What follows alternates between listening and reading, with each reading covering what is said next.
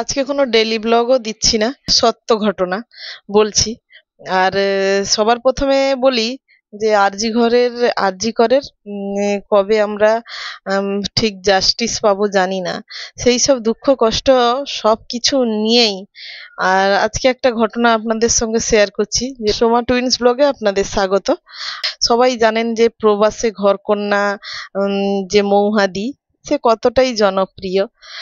মৌহাদির সঙ্গে আমার সবসময় ফোনে যোগাযোগ হয়, সবসময় ফোনে কথাবার্তা হয়। মৌহাদি যাবে, চলে যাচ্ছে বাইরে। আর আমাকে ফোন করে বলল যে আমি চলে যাচ্ছি, তুই যদি দেখা করবি তো চলে আয়। দিয়ে বাস স্ট্যান্ডে ওরা বাসে করে যাবে, তারপরে যেখান থেকে যেরকম যায় যাবে, ওরা তো বাইরে থাকে। আর মৌহাদি আমাকে ডাকলো, দিয়ে আমি গেলাম।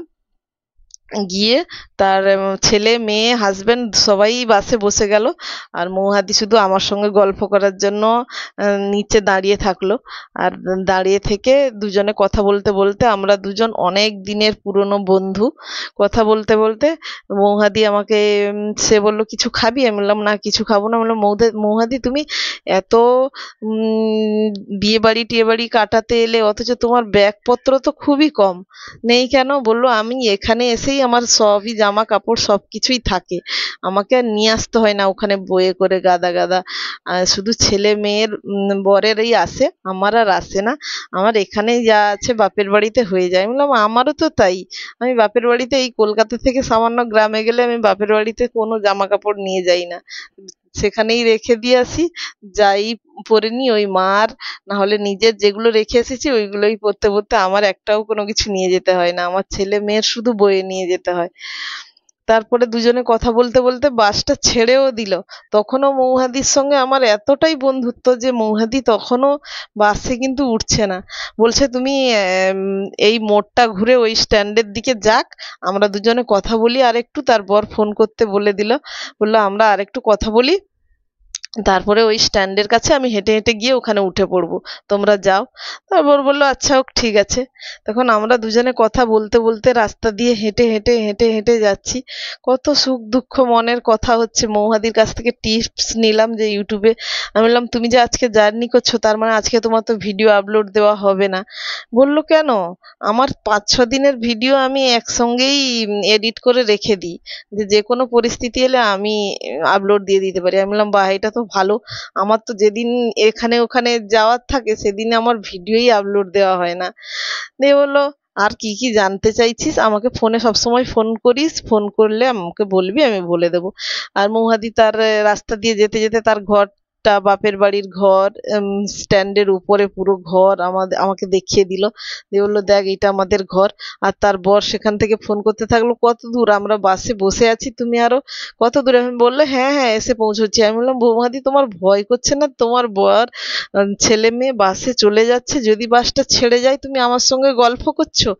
বলছে তাতে কি হয়েছে, ও আমি উঠে পড়বো, ওটা কোনো ব্যাপার না। আমি বললাম তোমার বরও কত কুল, দেখো তোমাকে কোনো মানে, তুমি যে আছো এখানে, যাচ্ছ না বাসে উঠতে, তোমাকে কিছু বলছে না।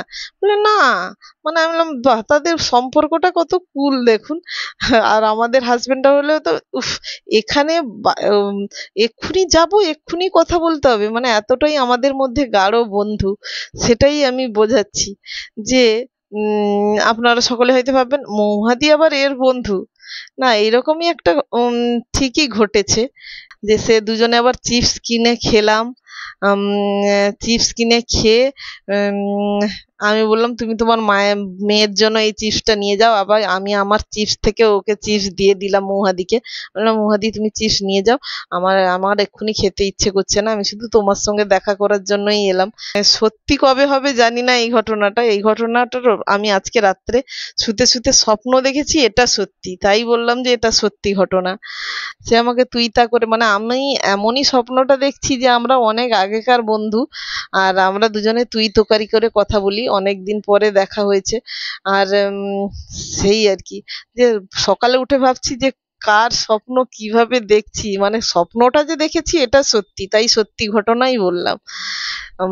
হ্যাঁ, আমি বললাম এটা কবে সত্যি হবে জানি না, কবে মৌহাদির সঙ্গে দেখা করতে পারলে অবশ্যই ভালো লাগবে। আর মৌহাদি জানি না আমার ভিডিওটা এটা দেখবে কি দেখবে না। মৌহাদির কাছে যদি এই ভিডিওটা পৌঁছায় তাহলে আমি অনেক খুশি হব যে মৌহাদিকে নিয়েও আমি স্বপ্ন দেখছি। মানে যাকে মানুষ নিয়ে ভাবে তাকে নিয়েই তো আমাদের জীবনে কিছু না কিছু স্বপ্নটাও তাকে নিয়েই চলে আসে দেখবেন। সেরকমই আমি হয়তো মৌহাদিকে নিয়ে ভেবেছিলাম কোনো কিছু, বা মৌহাদির ভিডিও দেখি, যার জন্য আজকে মৌহাদির স্বপ্নটাই আমি দেখলাম। আপনারা আহ আর ভিডিওটা আমি আজকের মতো এখানেই শেষ করলাম। সবাই ভালো থাকবেন, সুস্থ থাকবেন। আর মৌহাদির সঙ্গে দেখা করতে পারলে আমার অবশ্যই ভালো লাগবে। যেটা সত্যি ঘটেছে ঘটনাটা আমি সেটাই বললাম। তারপরে মৌহাদি ঠিক বাসে উঠতে পারলো কিনা আমি সেটা আর আমি জানি না কিন্তু। আর শুধু আমি বাড়িতে পৌঁছে গেছি, আমি শুধু এটাই জানি। এটাই আমি স্বপ্নে দেখলাম যে আমি বাড়িতে পৌঁছে গিয়ে বললাম যে মৌহাদির সঙ্গে দেখা করতে গেছিলাম, বাড়িতে এসে সবাইকে বললাম। কিন্তু মৌহাদি আদৌ বাসে আর উঠতে পারলো কি না আমি সেটার আর, তার আগেই ঘুমটা ভেঙে গেল। আমি ভাবলাম যে যা স্বপ্নটা দেখছিলাম আর একটু দেখতে পারতাম, তার আগেই বাচ্চারা স্কুলে যাবে, অ্যালার্ম বেজে উঠলো, আমাকে উঠে পড়তে হলো। এখানেই শেষ করলাম ভিডিওটা। সবাই ভালো থাকবেন, সুস্থ থাকবেন।